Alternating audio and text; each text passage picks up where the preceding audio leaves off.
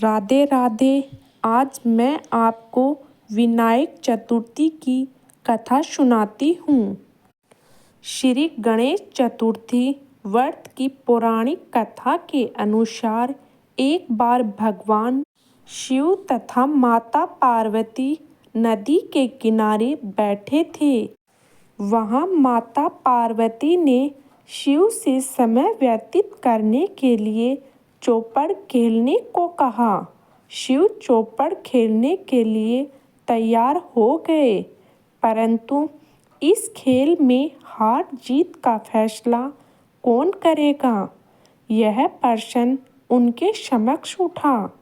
तो भगवान शिव ने कुछ तिनके एकत्रित कर उनका एक पुतला बनाकर उनकी प्राण प्रतिष्ठा कर दी और पुतले से कहा, बेटा हम चौपड़ खेलना चाहते हैं, परंतु हमारी हार जीत का फैसला करने वाला कोई नहीं है, इसलिए तुम बताना कि हम दोनों में से कौन हारा और कौन जीतता है। उसके बाद भगवान शिव और माता पार्वती का चौपड़ खेलना शुरू हो गया। यह खेल 3 बार खेला गया और संयोग से तीनों बार माता पार्वती ही जीत गई। खेल समाप्त होने के बाद बालक से हार जीत का फैसला करने के लिए कहा गया, तो वह बालक ने महादेव को विजय बताया। यह सुनकर माता पार्वती क्रोधित हो गई और क्रोध में उन्होंने बालक को लंगड़ा होने, कीचड़ में पड़े रहने का श्राप दे दिया। बालक ने माता पार्वती से माफ़ी मांगी और कहा कि यह मुझसे अज्ञानतावश ऐसा हुआ है, मैंने किसी द्वेष भाव में ऐसा नहीं किया। बालक द्वारा क्षमा मांगने पर माता ने कहा, यहाँ गणेश पूजन के लिए नाग कन्या आएंगी, उनके कहे अनुसार तुम गणेश व्रत करो, ऐसा करने से तुम मुझे प्राप्त करोगे। यह कहकर माता पार्वती शिव के साथ कैलाश पर्वत पर चली गई। 1 वर्ष के बाद उस स्थान पर नाग कन्याएं आईं। तब नाग कन्याओं से श्री गणेश के व्रत की विधि मालूम करने पर उस बालक ने 21 दिन लगातार गणेश जी का व्रत किया। उसकी श्रद्धा से गणेश जी प्रसन्न हुए।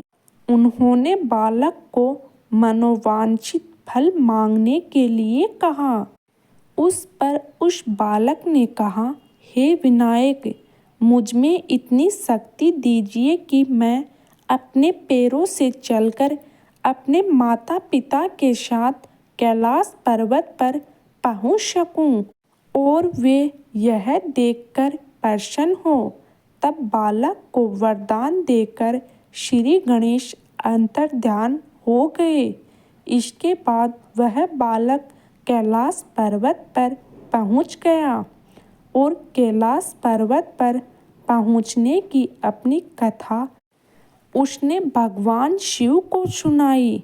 चौपड़ वाले दिन से माता पार्वती शिव जी की विमुख हो गई थी, अतः देवी के रूठ होने पर भगवान शिव ने भी बालक के बताए अनुसार 21 दिन तक श्री गणेश का व्रत किया।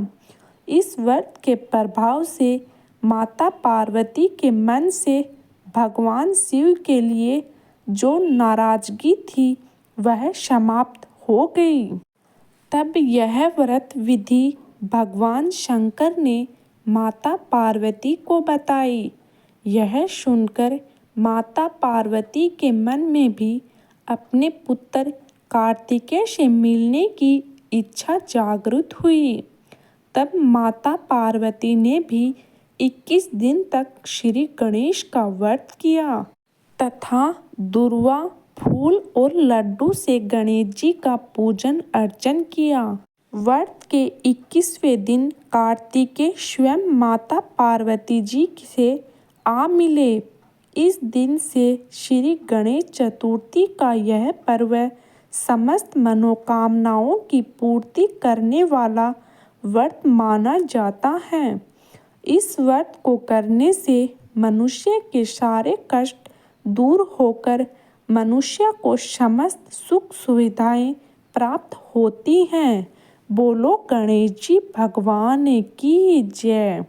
अगर आपको मेरे द्वारा सुनाई गई कथा अच्छी लगे तो कमेंट तथा लाइक जरूर करें और सब्सक्राइब करना न भूलें। धन्यवाद।